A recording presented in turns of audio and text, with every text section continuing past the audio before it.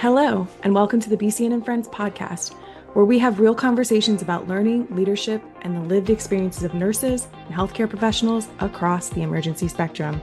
Each episode, we sit down with thought leaders, BCN certification holders, and industry experts who share their stories, their insights, and the challenges that shape their work. Our mission is simple: to amplify the voices of those making a difference every day, because your experiences drive progress, inspire others, and shape the future of nursing. We're here to honor that in every episode. Sometimes funny, sometimes serious, and always valuable.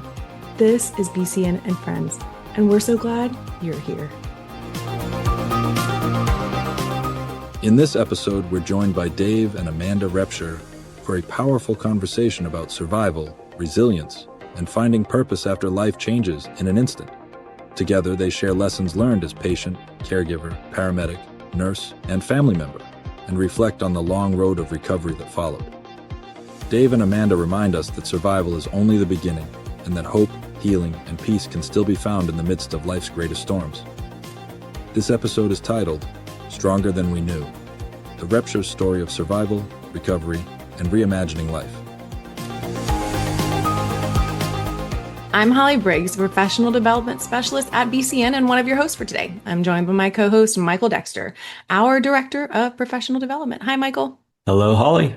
It's great to have you with us. And in this episode, we're going to explore the perspective of two emergency care professionals whose lives were forever changed when they found themselves navigating healthcare from the other side of the bedside.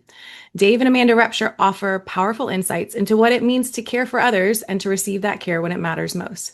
Michael, could you please introduce us to our BCN friends, Dave and Amanda? Yeah, absolutely. I'm excited to because they are some great people. Dave and Amanda have spent their careers caring for others in some of the most demanding environments in healthcare. Between them, they served as paramedics, critical care nurses, emergency ICU clinicians, flight crew, healthcare leaders. And in 2015, their lives changed in an instant when Dave, who was working as a flight nurse, survived a catastrophic helicopter crash that left him with full thickness burns over more than 90% of his body. What followed was a nearly 400-day hospitalization, a long road to recovery, and an unexpected transition from healthcare providers to patient and caregiver. Throughout that journey, Amanda relied on her experience in EMS, emergency nursing, critical care, and trauma administration, while advocating for Dave as both a clinician and a spouse. We're honored to have them with us today. Amanda and Dave, welcome to the BCN and Friends podcast. It's a pleasure to have you with us. Well, thank you, and thanks for having us. Looking forward to this. Yeah, thank you for having us. Well, we've had a little bit of time to talk in person and got to know quite a bit about you and your story. But for those that don't know, you spent your career helping others in the medical field and caring for critically ill patients. And tell us a little bit about when you realized that you were no longer the caregiver, but now you were the patient. Dave, how hard was it for you to suddenly be caring for others one day and then the next day relying completely on others caring for you?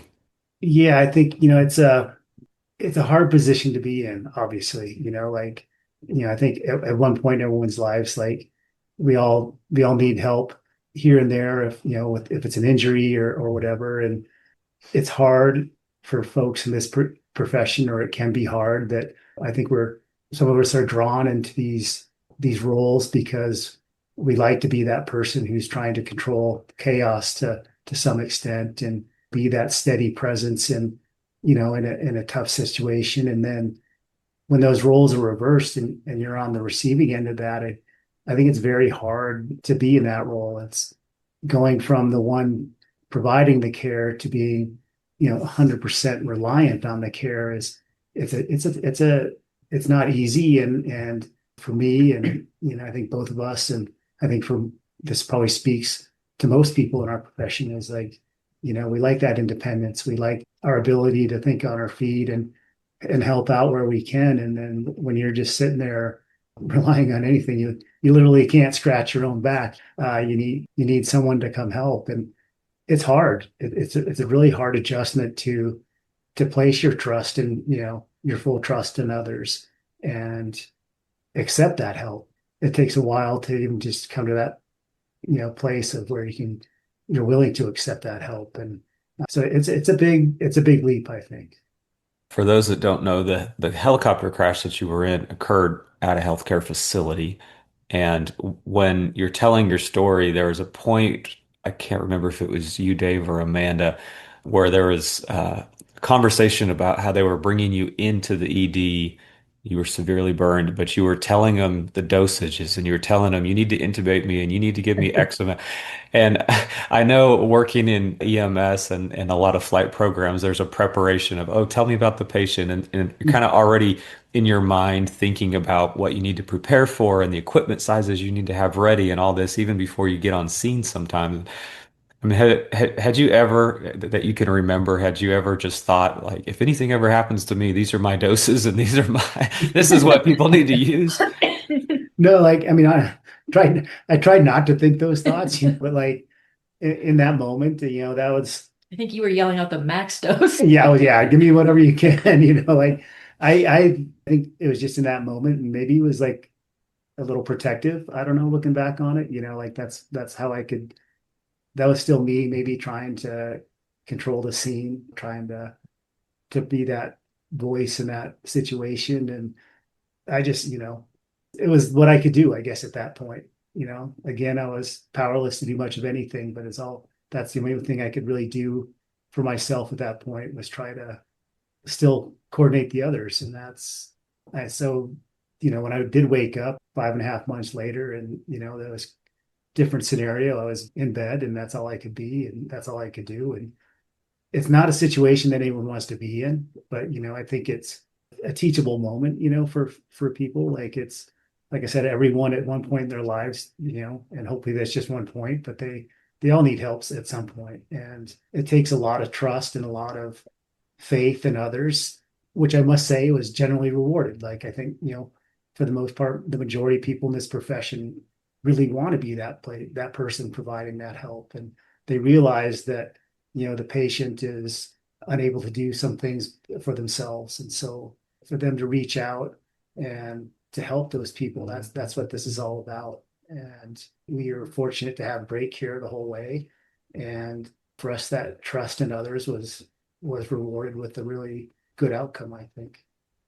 And, Michael, remembering back to, I think it's interesting because I think it's who you are as an emergency provider. You've learned through your training and your experience how to react instantly without necessarily going through a major thought process. And, I think it's the fight or flight. Like you can't run away and you're faced with this, so you start fighting. And the tool that you have to fight in that situation is your medical knowledge. So like when I got to Dave's bedside in the ER, I just looked around at everybody and I was like, what's his core temperature? And I just started rattling off the burn algorithm to everybody. And and these are friends, like people that we've known forever. And they just looked at me and they said, Amanda, we got this. But the whole time I couldn't do anything. He was already intubated at that point. The only thing I could do was just revert back to that in my brain. Okay, he's a major burn patient. I've taken care of 90% burn patients before in the ER. This is what we're supposed to do, and I think it's a survival mechanism at that point. I 100% see exactly what you just said, that when the chaos erupts and you're faced with what seems like an untenable situation, like there's no way you can fix it, we fall back on what might be comfortable. And for people in healthcare, it's amazing how quickly we go back to like our algorithms and our protocols and our experience, and we go, okay, we know X, Y, and Z, and if we do this, we do this, we do this, and it feels like even a drop of control in the midst of chaos. But it is what I see. And oftentimes when I've been faced with situations where I'm like, I can't fix this, I will immediately be like, okay, but what I can do is I can do this and I can do this and I can, let me look up this drug dose and let me see what the active ingredient is. And I find myself falling back on things that at least I feel comfortable with. They seem familiar. And so it does bring just even a measure of peace in a situation that it doesn't feel like there is any to be found. But just hearing not only the chaos that ensued, but then also the need that, like Dave, like you talked about, like you, for most people in their life, it's like a moment where you need help and you're, hey, I need a leg up. I need help. I need somebody to step in. But then when that spreads out over a course of a period of time, there's just a humility and a vulnerability that sets in. And like you said, Dave, just learning to accept help for an extended period of time, like what a shift in from being the one providing to now the one that needs to receive. And so the fact that you both have managed that transition and are on this part of your story, and to be able to like kind of look back on that, I really did want to ask Amanda, what surprised you most about being on the family side of healthcare? I know you said that, like, you're rattling out doses and your friends are like, hey, we got this. You don't have to, you don't have to help us as much. Although I will say helpful family is a blessing when you're taking care of patients. And I'm sure having you in the room was a huge asset. But what really surprised you the most about being on that family side? I think a couple things. I think, when Dave came in, I knew the nurses were going to be my peeps and the techs and, that's the world we live in and everything. But what really surprised me was that the physicians, and not just the physicians, but the attending physicians, really became the ones who I bonded with and became partners with in his healthcare journey. I think I was definitely surprised at how much of an advocate I needed to be for him and how important that was. And everybody actually recognized how important that was. And I think that's a large part of, the outcomes that we've experienced is because we didn't get the pushback, we didn't get the defensiveness from the team. They did what you just mentioned, that, they incorporated the family into the picture and into the fold and into the care. And it ended up being just absolutely critical for Dave's outcomes and, just that continuity of care. So I was the one that was there with him basically 24/7. I saw every little nuance when he was getting into the deeper troughs of the sepsis, because he literally was in sepsis for 10 months and he would wax and wane with how severe it would get. I could see it coming before he would show it clinically. So his mental status, like if I remember particularly one morning, I walked into the room and the attending doc was standing at the doorway. He was talking to the nurse, and I had left Dave a few hours earlier the evening before, went back to the apartment I was staying at on campus. And his mental status had changed so drastically. He wasn't looking at me in the eye. He was just, out of it. And I just looked at the doc and I said, here we go again. And he said, really, Amanda? And at this point, we were a couple months in. And he's like, okay. So he looked at the nurse and he said, order this antibiotic, this pressor, blah, blah, blah, and let's get this blood work. And sure enough, about 5 or 6 hours later, Dave started presenting clinically. And we had, the nurse looked at me and he goes, thank goodness we got such a jump start on this one, Amanda. We're taught obviously to utilize family and friends as much as we can, because they know the patient better than we do. We see them for a moment in time, and having that constant presence of family or friends, and to be along with that patient can be a tremendous difference in what the outcome can be.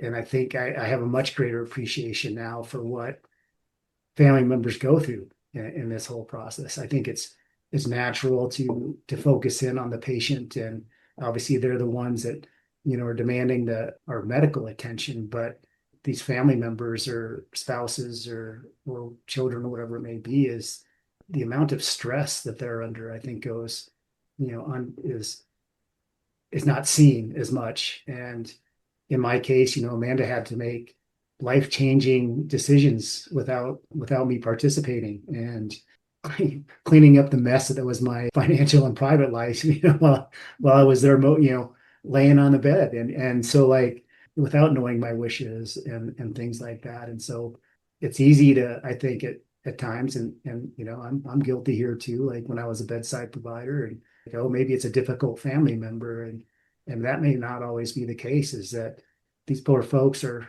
having to make incredible decisions. The bills don't stop coming in, the life doesn't stop for them. And the more grace that we can, show the family members and and their friends and, their support group that's a valuable thing that we as, the bedside providers can do, because it is incredibly stressful, if not more stressful than sometimes than what the patient is going through.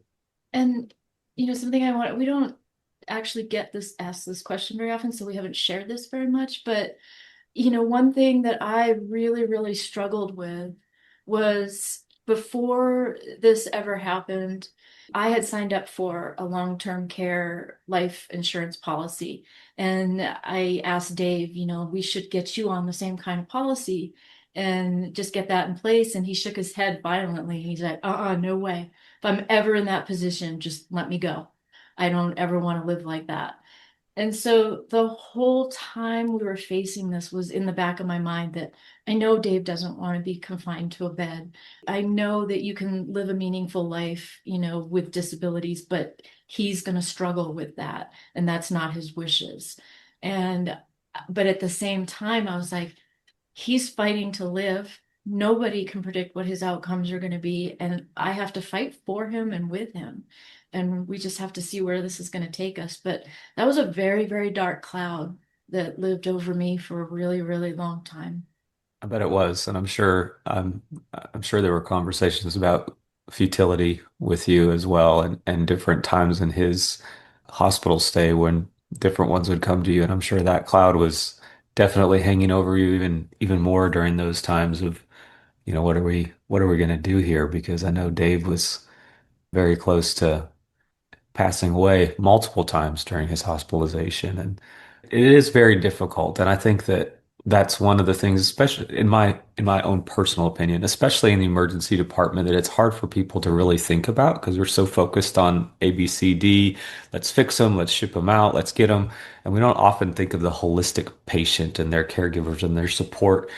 And so, Dave, you had just actually mentioned this as well, but can you both maybe dive a little bit deeper into some of those things that you wish that emergency nurses or even critical care, it doesn't have to just be the ED, but those that are really focused more on that acute care side that may not have that long-term vision of the patient outcome in mind, what are some of the things that they can do differently or better in terms of the words that we say, the actions that we do, the incorporation of other family members into conversations about, futility or prolonged resuscitation or those things. What are some of those things that you feel would be really valuable on that early resuscitative side of a long patient, medical condition that we could do differently or better?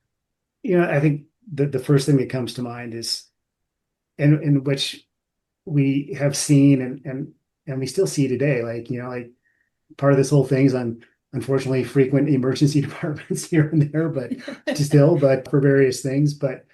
And I guess it doesn't really matter what setting you're in, but honesty.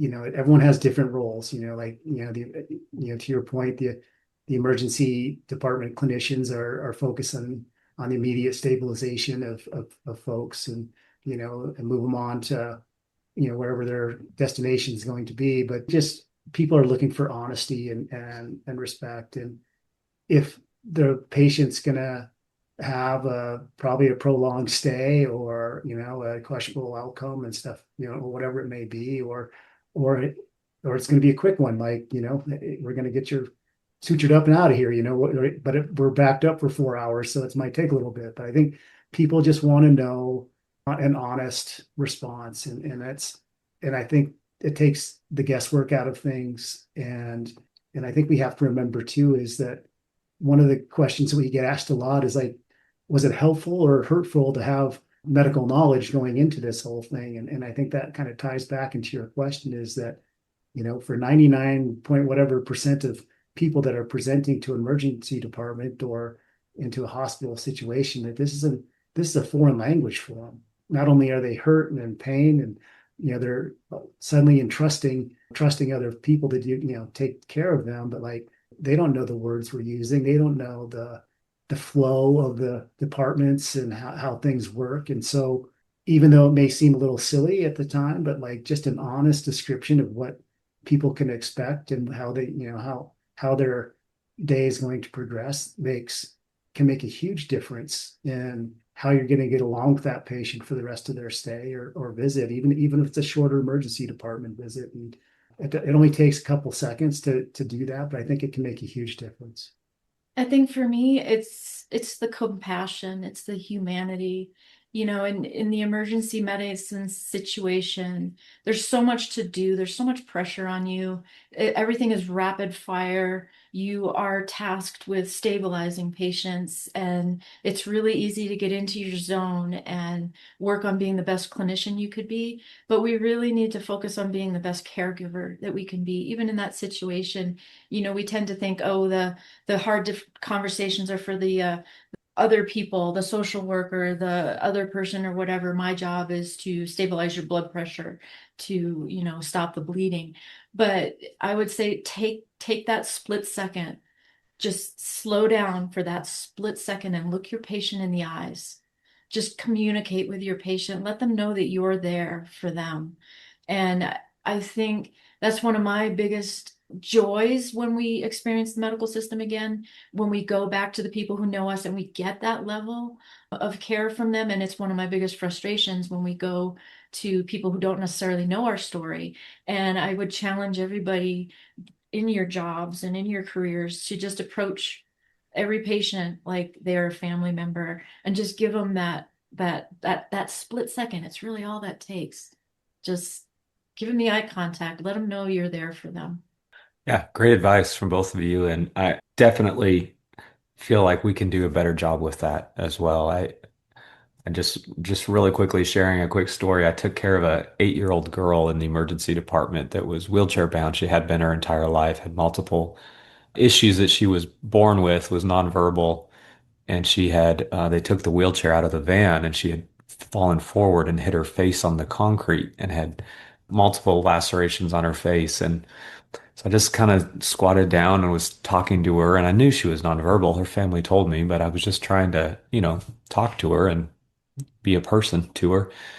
And her family, her dad told me that that was the first time any healthcare provider had ever spoken to her as a patient, because they always just talked to her parents.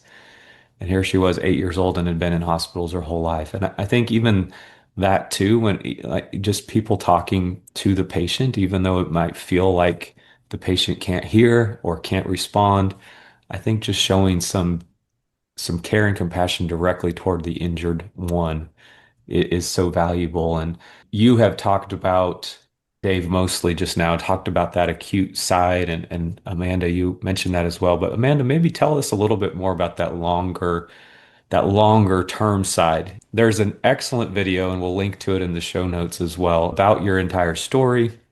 You had a journal that was going the entire time. You took great notes. I think your documentation at points was better than the nursing documentation.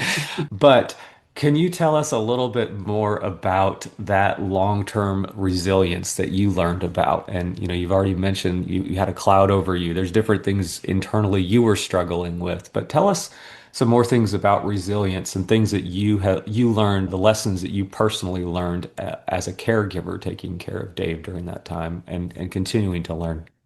Yeah, I mean, there's so many lessons. Gosh, it's been such an incredible journey to go through. Personally, I learned, there was a little sticky note that I had on my computer that I looked at every day, and it was, you don't know how strong you are until you have to be that strong. And it was just the getting up and facing each day. And even when it was so dark and you just didn't think it could get any darker, and then it would get darker, just learning how to navigate that, I guess, and learning to rely on the people around you. I was incredibly blessed to have the most amazing family and friend support. I mean, Dave's mom and stepdad were there at the hospital every day, and the friend and family network was just crazy. And but then, the healthcare providers, the whole team, we all ended up becoming a family. And I think that that's such an important part of the journey when you get into that long-term care situation. And I think that that's why burn world is so different than other worlds, because those special people that are attracted to that side of medicine, you learn so much about yourself. You learn so much about just everything because you become vulnerable, and it's like a family. I mean, you have some good relationships, you have some not so great relationships, but you learn to navigate them, and you just learn to rely on each other and help each other. I think we've said this a lot, you don't get through this alone. And the other part of it was me learning to forgive myself, I think, that I couldn't be perfect. I mean, we strive as clinicians to be perfect. You break down every call after you drop the patient off in the ER, when you're on the ambulance, when you get to the end of your day in the ER and your shift, and you just go through the checklist in your brain. I did this one good. I did that one. I could have done it better. I did this wrong. I should have done this differently. And you kind of have to let that go. You kind of just have to learn to just navigate everything as best as you can. That was a powerful answer, Amanda. As you so eloquently stated, we often Monday morning quarterback ourselves. We go through and we go, I caught that. I caught that. I caught that. I should have done this better. I'll do it better next time.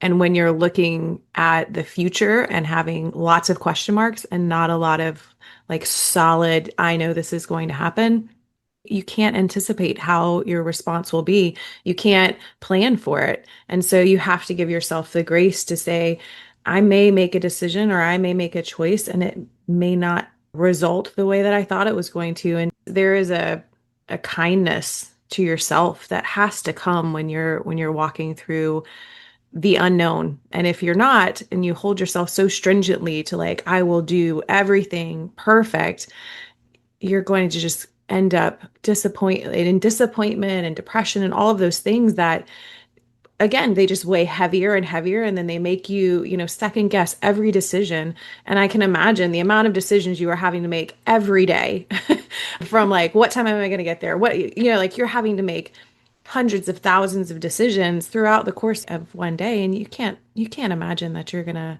every decision is going to be like my best. I mean, goodness, like you're trying to sleep, you're trying like, Yeah. it's just, like you're going on little sleep, not good, all of the things. And I think even as a nurse myself personally, there would be times when I'd come into a shift and I like my head was just like not where it needed to be, and and that would like put me on like high alert because I'm like, I can just feel myself and like not in the space that I need to be. Like I could mess up and I can make a mistake. So I can't imagine over 400 days in the hospital. I can't imagine that type of headspace, like to try to hold yourself to some impossible standard and not give yourself the grace to say that like, I'm going to do the best I can with what I have and the knowledge I have today and where I'm at today. And I'm gonna do the best that I can, and I'll try to do the best tomorrow. And so that kind of really honestly transitions to a topic that I want to kind of pick both your brains about. As I mentioned, emergency transport, flight, critical care, honestly, any specialty in nursing, we could kind of throw that in the bucket too. We're really excellent at caring for everyone, but I have heard it said so many times, we're not really good at taking care of ourselves. And you can see it sometimes when you walk on a unit. You can just see that like there are people who've not really prioritized themselves. They prioritize a lot of other people and things. And I get it. Sometimes in life that waxes and wanes a little bit, but looking back on your experiences, both of you, what kind of advice would you give to clinicians about protecting their own well-being before a life-changing event forces them to rethink their priorities? Because Dave, you mentioned we all kind of will hit that wall one day. We'll come up against something that like we didn't plan for, and now we're in a bit of a pickle and in a bit of a bind. We've got to have some help. So what would be your advice to people listening to help get them maybe better prepared for when that inevitable thing is going to happen? Oh boy. The password is written yeah. down.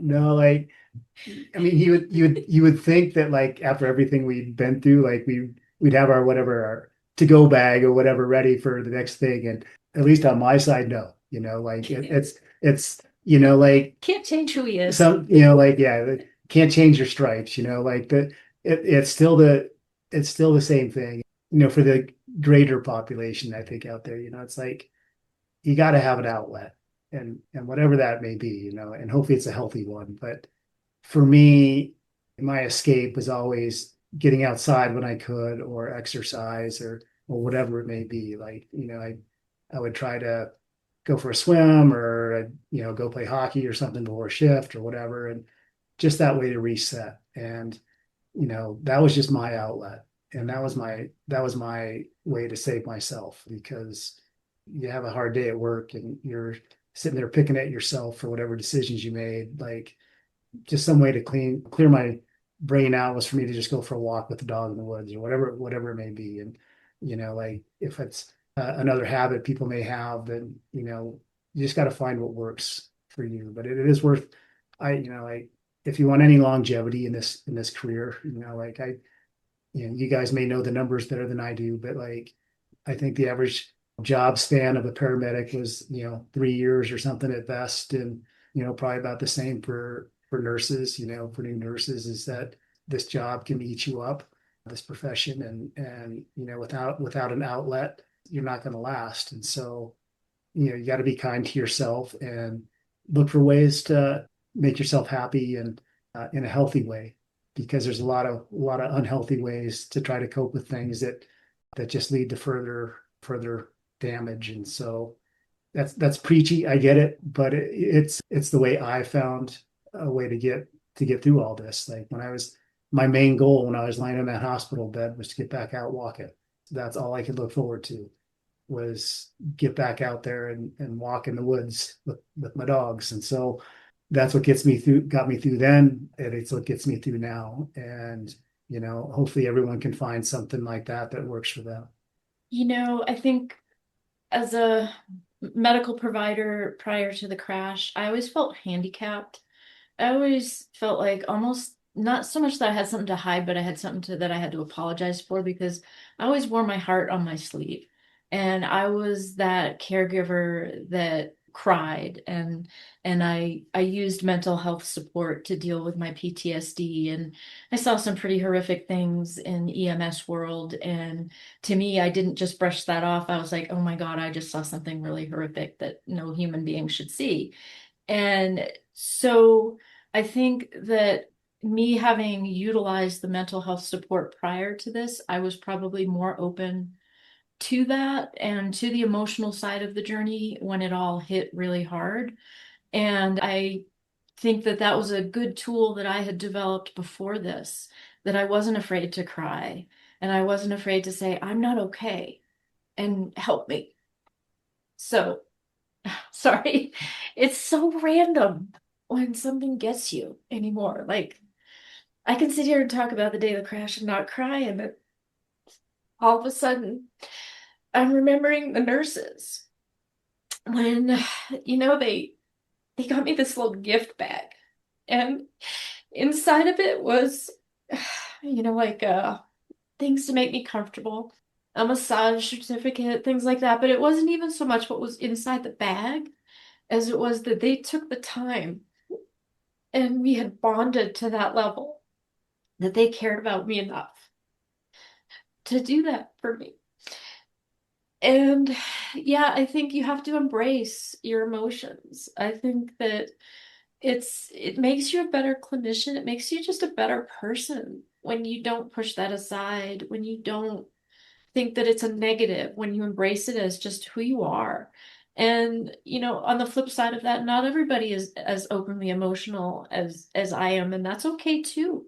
But I just think that seeing yourself as an emotional being, whether you're just facing your everyday life and nothing's going wrong, or you're facing that critical situation, it's going to make you be a stronger person. Sorry. Oh, it's quite all right. It's perfect. A perfect response, and really well said from both of you. And obviously your expertise, some of it that you'd wish you probably didn't have, but the expertise that you have in this topic is definitely needed. And I think the people listening to this really need to hear that. So thank you for sharing it. And you've talked about ways that others can learn from what you went through quite a bit. And I'm curious, if you had the opportunity to sit down with yourself the day prior to the accident and give yourself a pep talk and say, hey, something major is about to happen, what would be some things that you wish you would have done or wish you would know prior to this that you feel like could have really helped you even more so move through such a horrific situation? I would have told myself to write down the passwords for all your accounts. It's an easy place to find for Amanda, but yeah, I go ahead. Well, for me, I've said this a few times. I haven't said it a lot, but for about a year leading up to the crash, I had premonitions of the crash.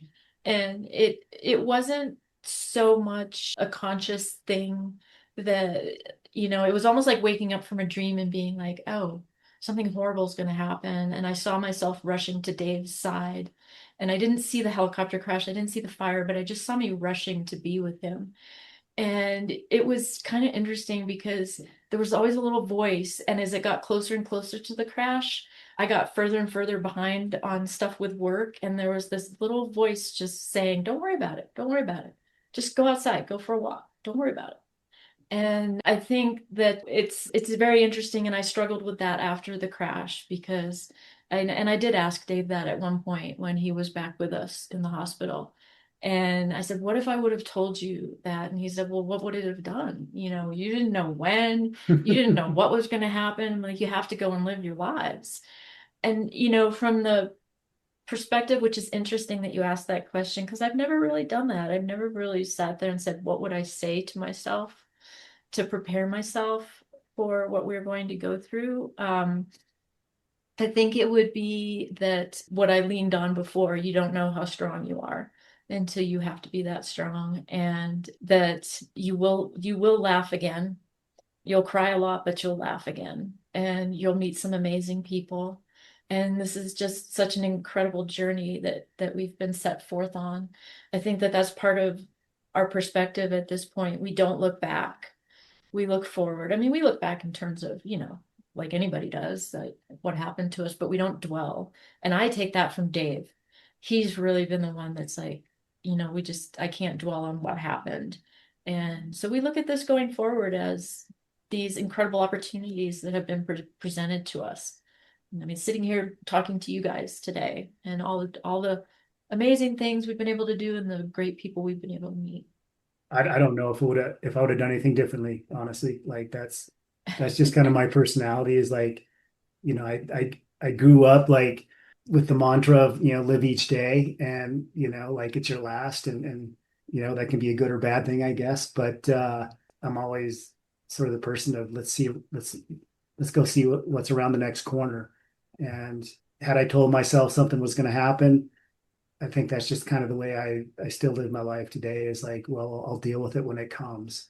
Maybe that's kind of part of what got me through this whole thing too, is that, as Amanda said, I couldn't dwell on what happened to me. I can only think of how how I'm going to get through that day, or I can't plan anything 2 months into the future because I got to get through this day first. And so that's just sort of my outlook on life, I guess, is that, I live in the moment and whatever that moment may be. And so probably that's my ADD speaking too. I don't know, but so I don't know.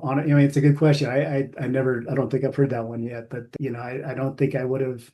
I don't know if I would do anything differently, other than, like I said, try to organize my life a little better for Amanda to pick through. So That I'm sure that would have been very appreciated, Dave. Yeah. I mean, I have heard a rumor about having to get somebody to help hack into an account or two while you were, but Yeah. I, Amanda, you did mention also that you will smile again. You made that comment, and I mentioned it kind of towards the beginning that we've had opportunities to talk in person several times, and there's two things I noticed that have made you smile. One of them is dogs. Yeah.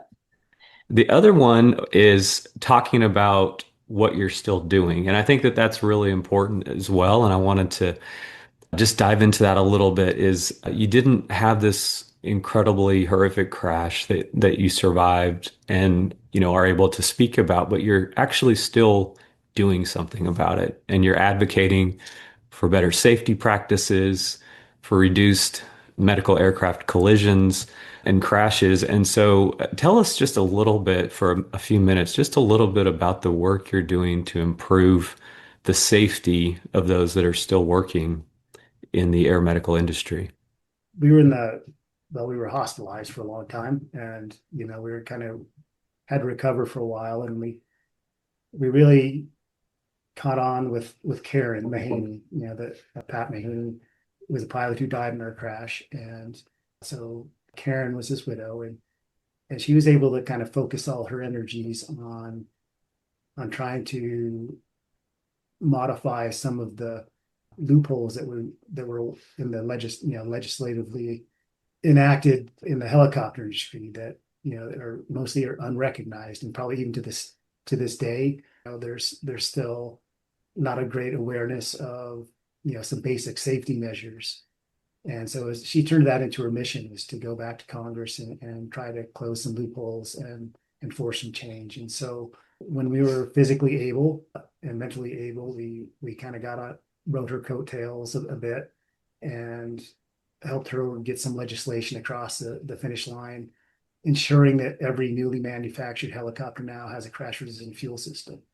And so that, I think, was a game changer in not only the air ambulance world, but really for every aircraft, every new helicopter, for whatever purpose it may be. It's much safer for those folks in the sky now. And I think, we've been fortunate enough to hear from a few folks who've walked away from crashes now that were only able to do so because of a crash resistant fuel system. And so that's what this is all about.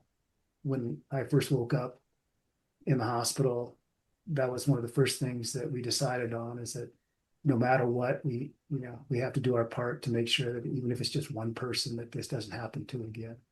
And so to see that come full circle is amazing. It's, that's what this was all about. So there's a lot more work to do. So we're still active with working with our legislators and representatives to try to get some more legislation through Congress. We're working within the industry. I volunteer for a safety group with the Vertical Association International. It's the largest helicopter trade group in the world, and work with their safety group to promote helicopter safety and through all aspects of aviation, and and just trying to do things like this to get the message out. Was that to advocate for yourself, know what you're climbing into, and speak up for yourself and demand better. And so it's a big world. It's slow to change. And it's interesting that Congress is actually able to get something done before anyone else. But that seems to be the route that's working best. And so that's where we're focusing our energy, is to try to close some of these loopholes and have little safer skies out there. Yeah, and we determined right away that as we went forward with things with our lawsuit, that we were not going to be silent. And so as we settled out, that was the most important thing to us, was to be able to talk about what happened and what was wrong with the industry. And it's the Swiss cheese model. It wasn't just one mistake. It was a whole series of things that led to that. And we feel that we've been given a gift and a platform and a voice. And along with that comes the responsibility of doing something with that, which we do work to do. And I think the other side of that is, doing like what we're doing today, where we feel that we've learned so much in our journey, and we want to do whatever we can to help other people, because everybody has a story to tell. Everybody has things in their lives that challenge them. And if there's something in somebody's life that they hear something from our perspective that helps them even just a little bit, then that makes us feel really good. It helps us heal. And it's all just about sharing these parts of our journey as we go forward. I literally could sit here and listen to you guys for hours on end.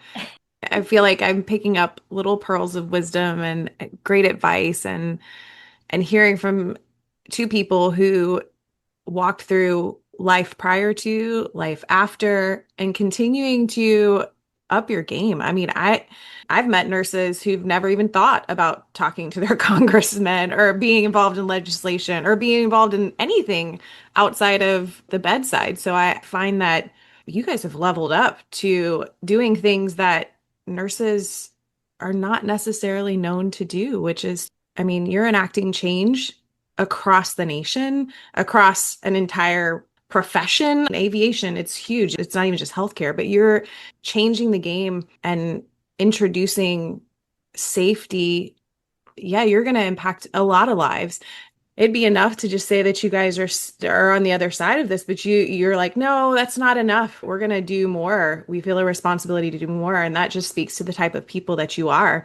I really, honestly, I love what you said, Amanda. Like when Michael asked the question about what would you encourage yourself, and you said, just remind you that you're gonna cry, but you'll laugh again, and then Dave, 100%. I was like, how many passwords do I have? And I need to get them all down. The tough part is that a part of me is like, do I even know all my passwords? And the answer is no, I actually don't think I know them all anymore. So, I mean, I love how you guys just like marry those two thoughts together in that like you live in the moment, you take it day by day and just know that, it's not going to always be like this, but it's like this today. So what can we do? How can we rely on one another? How can we look inside and embrace the strength that maybe we didn't know we had? And then to, again, be doing what you guys are doing now, I think it's amazing work and it's much needed. And obviously, there's lots of people who have benefited from you guys being able to share your story, and that it was such a huge part of the goal for both of you is to be able to not only do the acute part well, but do the recovery and the healing well, and to be able to offer that to others. I think that's just such an amazing response and what you guys are doing. All of that to say, I do get to ask a few rapid fire questions. On our podcast, we like to ask a few like little things. So I often have to shift us from usually a very like in-depth, almost times emotional topic to just some fun stuff because we like to find out a little bit more about you guys as people. So I'm going to ask you both, do you have a favorite book or maybe a quote that really inspires you? I'll let him off the hook for a second here. You can think. Yeah, I came across a quote that like really resonates for me, and honestly, it's more current in our days nowadays with our business that we're running that I rely on this quote the most. But peace does not mean to be in a place where there's no noise, trouble, or hard work. It means to be in the midst of those things and still be calm in your heart. I love that. I've often heard that like peace is not the absence of storms, but it's the absence of the storm inside of you. So you can be in the midst of something and still be at peace. So I love that. Such a great encouragement. All right, Dave, back on the hook. Favorite book is The Monkey Wrench Gang by Edward Abbey. Oh, there you go. There, look at that. See, you left him off the hook, got him right back on. Yeah. Came up with a good one. Love that. I'm gonna have to put that on my list. Yeah. All right. Favorite movie, TV show, or is there like a binge-worthy series that you guys are, putting on a list for us? Oh, for me, shocker, everybody listening, I'm the rom-com girl. So the sappier it is, things like The Notebook, I mean, that just, yeah, I love those kind of movies. So Probably as expected, I'm the dumb action movie guy. So I don't know, like as mentioned, I probably have a touch of ADD, so it's hard for me to focus on one movie at a time, but that's sort of as a general theme. Yeah, if it's some stupid action movie, I'm usually all about it. So I often find that a person who likes like the romantic, predictable comedy often finds themselves in a relationship with someone who likes the action, action adventure, can't predict the outcome, and they get together and then they often have to like, okay, fine, we'll watch your movie tonight, and then I'll watch your movie tonight. yeah. But yeah, I actually like both of those genres seasonally during like the winter months. I like the predictability of like all of the holiday movies where like exactly what's going to happen from the moment they open the scene. There's something very comforting about them. But if you get me like a good Bruce Willis or Jason Statham, like, and you kind of know what's about to happen, but there's just, I mean, the action, I don't know. all the John Wicks. Like yeah, I'm in for all of that. So great job, you guys. I think we could watch movies together. Okay. Yeah. Favorite song, or maybe it's a musical artist, or just something that can instantly kind of move you.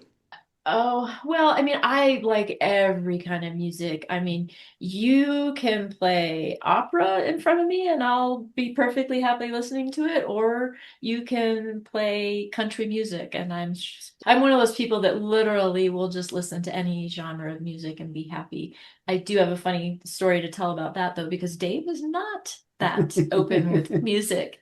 And we did, doing his wound care in the hospital, put music on.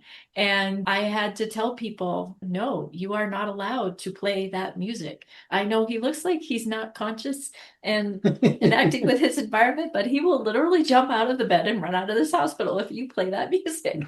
All right, Dave, what's your choice of music? Oh, I gravitate towards heavy metal probably, and usually the heavier the better, and also the blues. I love the blues, so kind of interesting mix, but that's usually my two go-tos.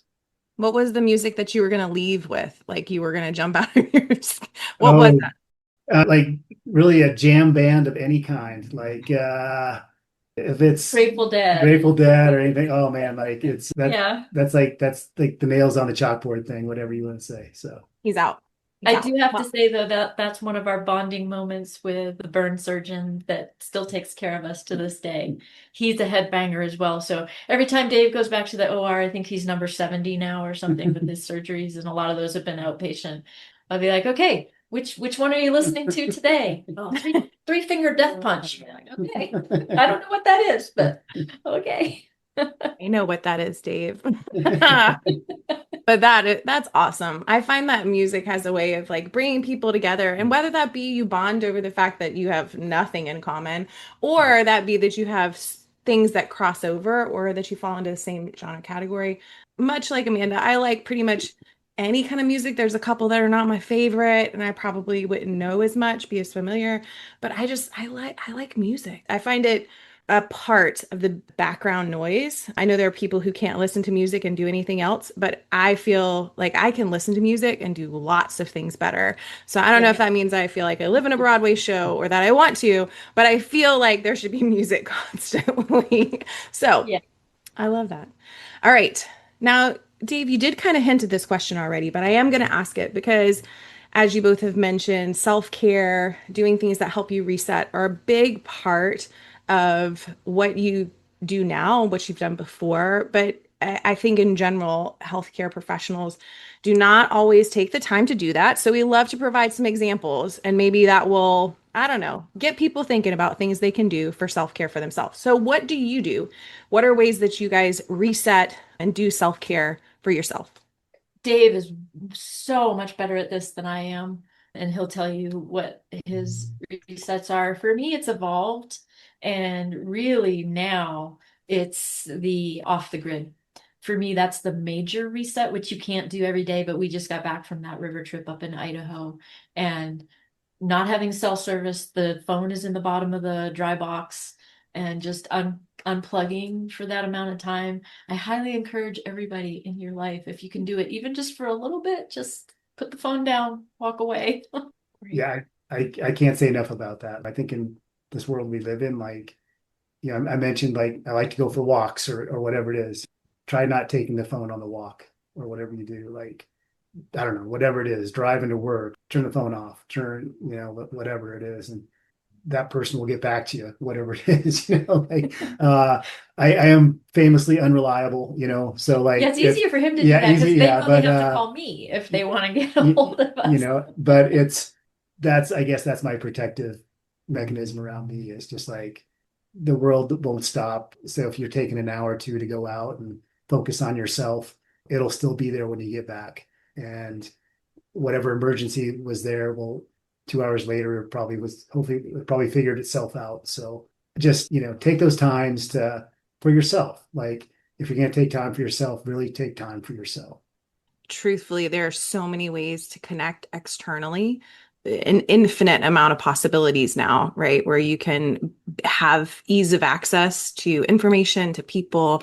There's this constant external connection, and it's not a bad thing. It's not, but it is something that has to be managed, and you have to have really good boundaries. And when you disconnect from the outside world and you reconnect inside of yourself, whatever that might be, for whether it's 15 minutes on a walk or 6 days on a river, the amount of like recharging that can happen. I find that when I'm lacking creativity or I'm lacking energy for a project or something that I really need to put, a lot of who I am into, if I will simply disconnect and allow myself to be away, then man, I come back and I'm like, oh, I've got so many ideas. I've got so much energy for that. Like you do that reset, and it can play out really, really well. But you do have to do it. You have to be intentional. And it sounds like for Dave, you just have to have like a personal secretary, somebody who's going to take on your phone calls while you're away.